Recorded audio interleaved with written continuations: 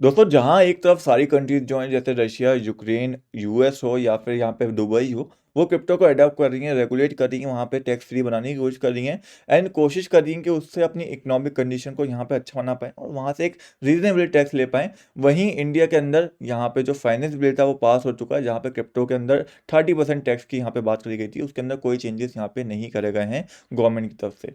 अब finance bill के अंदर क्रिप्टो का नया लॉ आता था, जैसे कि आप सभी लोग जानते हो, और उस लॉ के अंदर क्या क्या रूल्स थे अब वो हम इस वीडियो के अंदर समझेंगे। साथ ही यहाँ पे बात करेंगे कैसे इम्प्लीमेंट होगा, कैसे हमें इम्पैक्ट करेगा और क्या इसके नेगेटिव इम्पैक्ट यहाँ पे रह सकते हैं, हम कैसे अपने टैक्स से यहाँ पे बच सकते हैं, उसके बारे में भी यहाँ पे हम बात करेंगे। और लास्ट में यहाँ पे छोटा सा मार्केट का अपडेट लेंगे कि मार्केट के अंदर अब क्या यहाँ से मूवमेंट एक्सपेक्ट हम कर सकते हैं, क्योंकि अभी उसी लेवल से रिएक्शन आना स्टार्ट हो चुका है जो मैं आपके साथ डिस्कस कर चुका हूँ पहले भी।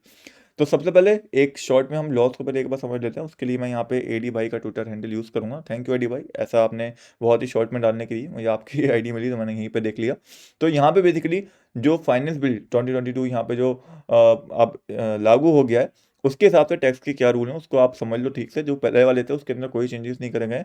फ्लैट 30% टैक्स है हर एक प्रॉफिट के ऊपर, ध्यान से सुनना, हर एक प्रॉफिट के ऊपर, नॉट इन लॉस। मान लो कि आपने 500 रुपये का कोई कॉइन पहले बाय करा था, ठीक है, अब आज उसकी वैल्यू है 400 रुपये, आपको कोई टैक्स नहीं देना है। जब आप उसको सेल करोगे, अगर उसकी वैल्यू 500 रुपये से ज़्यादा होती है तो आपको टैक्स देने की ज़रूरत है। अगर आप उसकी वैल्यू 500 रुपये से कम रहती है या 500 रुपये भी रहती है तो आपको कोई टैक्स वहाँ पे नहीं करना है। आपके पैसे वापस के वापस आपको वहाँ पे मिल जाएंगे सिंपली। ठीक है, इज इट क्लियर? यहाँ पे कोई टैक्स देने की ज़रूरत नहीं है अगर आप प्रॉफिट में नहीं हो किसी चीज़ से। तो हमेशा जो टैक्स होता है वो प्रॉफिट पर रखता है, इस चीज़ को आप दिमाग में बैठा लो कि आप किसी भी फील्ड के अंदर यहाँ पे हो। तो इतनी चीज़ यहाँ पे क्लियर हो गई कि फ्लैट 30% टैक्स उनको देना है जिनका प्रॉफिट यहाँ पे हो रहा है, चाहे वो ट्रेड के ऊपर हो प्रॉफिट या फिर इन्वेस्टमेंट के ऊपर हो। आपने कोई चीज़ बाय करी है, उसके बाद आप उसको सेल करोगे, चाहे वो आप फ्यूचर ट्रेडिंग के अंदर कर रहे हो या फिर आप स्पॉट के अंदर कर रहे हो, आपको देना ही देना है यहाँ पे आपको 30% टैक्स, जो कि यहाँ पे आपको खुद ही ITR फाइल करके यहाँ पे भरना पड़ेगा। ऐसा नहीं है कि एक्सचेंजेस आपके आके खुद टैक्स काट लेंगे। 30% टैक्स जो होगा ये आपको खुद ही भरना पड़ेगा। ऑनलाइन ITR फाइल होता है, उसके बाद आपको ये भरना पड़ेगा। दूसरा ऑप्शन है यहाँ पे 1% TDS का, जो कि अप्लाई होगा यहाँ पे जुलाई से, और ये जो हमारा 30% टैक्स है ये 1 अप्रैल 2022 से ही अप्लाई होना स्टार्ट हो जाएगा। तब से ही आपके हर ट्रेड पे यहाँ पे काउंट होना टैक्स स्टार्ट हो जाएगा और गवर्नमेंट के पास आपकी पूरी डिटेल रहेगी कि आप कितना प्रॉफिट बना रहे हो। उसके बाद आपको टैक्स भरना ही पड़ेगा, चाहे आप कोई भी यहाँ पे एक्सचेंज का यूज़ कर दो। अगर हम बात करें, अभी बाइनेंस से गवर्नमेंट बात कर रही है, मे बी यहाँ पे इंटरनेशनल एक्सचेंज के साथ भी गवर्नमेंट बात कर ले, बाकी भी अभी यहाँ पे वजह इंडियन एक्सचेंजेस तो सारे यहाँ पे उनके पास तो रिकॉर्ड रहेगा ही आपका। साथ ही साथ बाइनेंस वगैरह से भी बात करेगी गवर्नमेंट, वरना इनको यूज़ नहीं करने देगी, क्योंकि गवर्नमेंट को भी पता है कि बाहर के एक्सचेंजेस हैं। तो ये सब रेगुलेशंस के अंदर आएंगे। वैसे अगर मेरे हिसाब से मैं देखूँ तो मेरे हिसाब से रेगुलेशंस पहले आनी चाहिए थी, फिर टैक्स आना चाहिए था, क्योंकि किसी के ऊपर अगर आप टैक्स लगा रहे हो तो रेगुलेट भी होना चाहिए ऊपर। लेकिन गवर्नमेंट ने इसको पूरा एक हॉर्स राइडिंग, वो होता नहीं है, जुए की तरह देखा है क्रिप्टो को कि पैसा डाला पैसा डबल, इसलिए गवर्नमेंट ने यहाँ पे डायरेक्ट टैक्स लगा दिया जैसे बाकी चीज़ों पर गैमलिंग पे लगा हुआ है। और वही उसी तरह से यहाँ पे टैक्स भी आए, टैक्स के रूल लोगों तो बिल्कुल वही वाले हैं जो गैमलिंग के ऊपर होते हैं।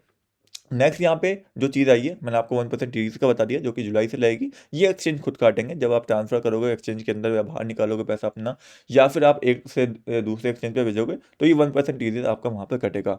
अब यहाँ पे है नो डिडक्शंस का। नो डिडक्शन का मतलब ये है कि बेसिकली मान लो कि आप माइनिंग करते हो क्रिप्टो के अंदर और आप एथीरियम माइनिंग करते हो, तो आपको मान लो $100 का प्रॉफिट हो रहा है मंथली, ठीक है। तो मंथली जो आपका $100 का प्रॉफिट होता है उसमें से 30% जो भी होगा, $30 बना, वो आपको गवर्नमेंट को पे करना पड़ेगा। अगर आप नहीं करते हो तो आप इनकम टैक्स वालों के नज़र में जो मुलजिम यहाँ पे हो सकते हो। और दूसरा चीज़ यहाँ पे क्या है कि नो डिडक्शन का मतलब क्लियरिटी यहाँ पे क्या हुई कि आपका जो भी यहाँ पे सोर्स लगेगी, यहाँ पे बेसिकली इलेक्ट्रिसिटी का बिल लगेगा या फिर उसको मेंटेन करने में मशीन को जो रिग आती हैं उनको लगेगा, वो पैसा यहाँ पे काउंट नहीं करा जाएगा। आप ये नहीं कहोगे कि भाई मेरा ये पैसा खर्च हुआ, मेरा ये पैसा खर्च हुआ, मेरे तो इतने पैसे कम करो, इतने टैक्स कम करो, टैक्स काय का ले रहे हो, तो वो चीज़ आप वहाँ पे नहीं कर सकते। तो एक तरह से माइनिंग जो होगा उनके लिए बहुत इंपैक्ट होगा। माइनर्स जो भी थे, वो मे बी माइनिंग का जो बिजनेस यहाँ पे चल रहा था इंडिया के अंदर काफ़ी टाइम से, वो यहाँ पे कम हो जाए। नेक्स्ट है यहाँ पे नो लॉस सेट ऑफ, ये मैंने आपको पहले ही समझाया था। मान लो आपको 500 रुपये का प्रॉफिट हुआ इथेरियम के अंदर और 500 रुपये का आपको लॉस हो गया किसी और कॉइन के अंदर, मान लो रिपल के अंदर, तो आप ये नहीं कह सकते कि मुझे इसमें प्रॉफिट हुआ है इसमें लॉस हुआ है तो मेरा इक्वल हो गया, मैं आपको यहाँ पे टैक्स नहीं दूंगा। एक्चुअल में मैंने जो 3,000 डिपॉजिट करे थे एक्सचेंज के अंदर वो 3,000 ही हैं, ये आप नहीं कह सकते। आपका जो प्रॉफिट हुआ है सेल करने के बाद वो आपको उसके ऊपर टैक्स देना ही देना पड़ेगा। और ज़रूरी नहीं कि आप बैंक अकाउंट में जब विड्रॉ करोगे तब आपको टैक्स देना है, जब आपके एक्सचेंज पे ही आ जाएंगे आईएनआर के अंदर तभी आपको टैक्स वहाँ पे करना पड़ जाएगा। और सिर्फ आईएनआर के अंदर ही नहीं, अगर आप यूएसडीटी के अंदर भी ट्रेड कर रहे हो तो उसके हिसाब से जो आईएनआर की वैल्यू बढ़ेगी तब भी आपको टैक्स पे करना पड़ेगा। मान लो आप 500 रुपये की कोई चीज़ बाय करते हो, उसको भेजते हो 600 रुपये में, तो आपके जो 100 रुपये हुए उसमें से आपकी जो फीस लगी वो हटा के जो उसके ऊपर जो 30% टैक्स बनेगा, मान लो 100 रुपये, मान लो 500 रुपये का आपका इन्वेस्टमेंट था, आपके वो 600 रुपये हो गए। अब 600 रुपये में से जो आपका 100 रुपये है वो प्रॉफिट है। 100 रुपये से मान लो हमने 5 रुपये 10 रुपये निकाल दिए, फीस वगैरह लग गई हमारी, उसको हटा दिया, 90 रुपये बचे। अब 90 रुपये के ऊपर आपको 30% का टैक्स वहाँ पे पे करना पड़ेगा गवर्नमेंट को। इस तरीके से ये रूल यहाँ पे है, और ये रूल सबके लिए है, चाहे गरीब हो, अमीर हो, मिडिल क्लास हो, चाहे आप 100 रुपये प्रॉफिट कमाओ, 200 रुपये कमाओ, 500 रुपये कमाओ, 1000 रुपये कमाओ, सबको ये यहाँ पे लॉ का फॉलो करना पड़ेगा, क्योंकि गवर्नमेंट की तरफ से ये गाइडलाइंस आई हैं। और गवर्नमेंट ने यहाँ पे कोई टैक्स स्लैब्स नहीं बनाई है, जो बहुत ही नेगेटिव चीज़ है मेरे हिसाब से। ये बेवकूफ़ी ही एक मैं बोल सकता हूँ, पता नहीं क्यों ऐसा रूल्स यहाँ पे आए हैं बिल्कुल गैमलिंग वाले। एक टैक्स स्लैब्स होना चाहिए था, इतना सेंस होना चाहिए कि भाई कोई अमीर इंसान अगर दे रहा है टैक्स तो वो सही में आता है, 5 लाख के ऊपर इसका प्रॉफिट है। अब 500 रुपये 100 रुपये पे अगर टैक्स गवर्नमेंट लेने लगी तो हमारे पास क्या बचेगा, मतलब इंसान फिर इन्फ्लेशन के अंदर दब जाएगा, उसी में मरता रहेगा, उसका तो कोई प्रॉफिट ही नहीं होगा यहाँ पे, फिर बैंक ही चुनेगा वो। तो ये चीज़ बहुत गलत थी गवर्नमेंट के मेरे हिसाब से, जो मैं इस टाइम पे देख रहा हूँ, जहाँ पे काफ़ी सारे जो ट्रेडर्स हैं वो यहाँ पे उनके लिए कुछ नहीं बचा। मतलब इन्वेस्टमेंट के लिए फिर भी हम होल्ड कर सकते हैं, बट ट्रेडर्स के लिए डेफिनेटली जो डे ट्रेडिंग करते हैं, शॉर्ट टर्म ट्रेडिंग करते हैं, उनके लिए नहीं बचा। और ट्रेडर्स के लिए आप खुद सोचो यार, मतलब कोई बंदा अपना रिस्क रिवॉर्ड कैसे देखेगा? अगर मान लो मुझे एक में 10% का प्रॉफिट हो रहा है और 5% का लॉस हो रहा है, अगर मेरा स्टॉप लॉस हिट होता है तो मैं वो ट्रेड ले लूंगा, लेकिन अगर ये 30% टैक्स देना होगा तो वो रिस्क टू रिवॉर्ड ही खत्म हो गया मेरा, तो मैं कैसे देखूंगा? बहुत ही कंफ्यूजिंग चीज़ हो जाएगी। तो ट्रेडर्स के लिए एक बहुत ही बुरी चीज़ है मेरे हिसाब से, जहाँ तक मैं ये देख रहा हूँ। इन्वेस्टर को फिर भी इतनी शायद दिक्कत ना हो, क्योंकि आज आपने इन्वेस्ट करा और मान लो 1-2 साल के लिए छोड़ दिया, आपको कोई टैक्स देने की जरूरत नहीं है। जब आप उसको सेल करोगे जब ही आपको टैक्स देने की जरूरत है, जब आप उसको आईएनआर के अंदर कन्वर्ट करोगे, यूएसडीटी के अंदर कन्वर्ट करोगे, अपनी जो फियाट करेंसी थी जिसमें आपने उसको बाय करा था उसके अंदर कन्वर्ट करोगे, तब आपको टैक्स देने की वहाँ पे जरूरत पड़ेगी, आईएनआर के हिसाब से ही टैक्स पे करना पड़ेगा। होपफुली इतनी आपको क्लैरिटी मिल गई होगी कि हाँ, काफ़ी लोग पूछते हैं कि यार हम जब विड्रॉ करेंगे बैंक के अंदर तब टैक्स देना, नहीं। जब आप सेल करोगे, जब आप बाय करा आपने, उसके बाद आपने सेल करा, जो भी आपको प्रॉफिट हुआ, चाहे वो आपके एक्सचेंज के ऊपर ही पड़ा रहे, आपको उसी टाइम वहाँ पे टैक्स देना है। अभी के रूल्स के हिसाब से ये रूल्स यहाँ पे निकल के आए हैं। तो इज इट क्लियर? यहाँ पे काफ़ी चीज़ें मैंने आपको क्लियर कर दी, कैसे कैसे रूल्स हैं, कैसे कैसे ये वर्क करेंगे। अब यहाँ पे हम थोड़ा सा मुद्दे पर आते हैं, मेरा क्या मानना है इसके ऊपर। तो देखो, मेरा सीधा सा मानना है कि यार ये एक तरह से ट्रेडर्स के लिए तो ख़त्म है। ट्रेडर्स अब ज़्यादातर स्टॉक मार्केट में मूव करेंगे, इन्वेस्टर्स के लिए फिर भी थोड़ा बहुत चल जाएगा।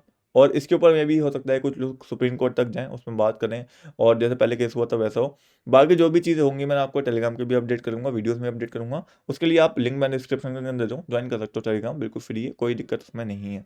मार्केट की हम बात करें तो देखो, मैं पहले भी बोल चुका हूँ कि 1 अप्रैल से पहले पहले मैं सब कुछ सेल कर रहा हूँ यहाँ पे, जिससे मैं प्रॉफिट में हूँ, और मैं कर भी दिया जब हम यहाँ पे आए हैं $44,500 के आसपास। और दूसरी इंपॉर्टेंट चीज़ क्या है, अगर हम देखें यहाँ पे हमें इंडिकेशन मिला था परफेक्ट, देखो कि यहाँ पे हमें इंडिकेशन मिला, यहाँ से लगातार मार्केट पंप करी है। उसके बाद भी अगर हम देखें, ये लेवल जो था, यहाँ पे वॉल्यूम जरूर हल्की हुई है, लेकिन मुझे लगता है कि यहाँ पे सेल ऑफ तो हमें देखने को मिलेगा, बट इस बार इतनी बार टेस्ट हो चुका है ये रेजिस्टेंस कि ये टूट भी सकता है। क्योंकि देखो, हर बार हमने देखा है कि जब अनएक्सपेक्टेड चीज़ें होते हैं, अब ये सोच रहे हैं कि सब लोग सेल करेंगे, भाई सेल करेंगे, तभी पंप आ जाता है एक्चुअल में, जो कि मैं एक्सपेक्ट कर रहा हूँ कि अप्रैल के स्टार्टिंग में शायद पंप आ जाए। क्यों आ जाए उसके पीछे सिंपल रीजन है, काफ़ी लोग यहाँ पे ऑलरेडी प्रॉफिट बुक कर चुके हैं। प्रॉफिट बुक इसलिए कर चुके हैं क्योंकि उनको टैक्स नहीं देना था, तो वो अप्रैल की स्टार्टिंग में बाय कर लेंगे। हो सकता है कि अप्रैल की स्टार्टिंग में बाइंग प्रेशर आए और हम यहाँ पे आ जाएँ। लेकिन मेरा अभी भी जो सेलिंग एरिया वो यही एरिया रहेगा, मैं यहाँ पे सेलिंग कर रहा हूँ, मैं अभी भी सेलिंग कर रहा हूँ, बिकॉज मुझे लगता है कि मुझे प्रॉफिट बुक कर लेना चाहिए। अगर मुझे दोबारा बाइंग करनी होगी, मैं वेट करूँगा $45,000 के ऊपर डेली कैंडल का, उसके बाद मैं दोबारा से बाय कर लूँगा, चाहे थोड़ा लेट हो जाऊँ, भले ही 2-3% प्रॉफिट कम होगा, लेकिन मैं सेफ जाऊँगा। मैंने आपके साथ पहले भी चीज़ यहाँ पे शेयर करी है, जो भी मेरा इन्वेस्टमेंट है। तो जिस चीज़ से भी आप प्रॉफिट में हो उसको आप सेल कर सकते हो, अगर मैं ये मानो तो, और जिससे आप लॉस हो उसको आपको सिर्फ होल्ड करना है, और कोई ऑप्शन यहाँ पे नहीं बचता है। होपफुली यहाँ पे आपको टैक्स का क्लैरिटी मिल गई होगी, मेरे व्यूज़ भी आपको पता चल गए।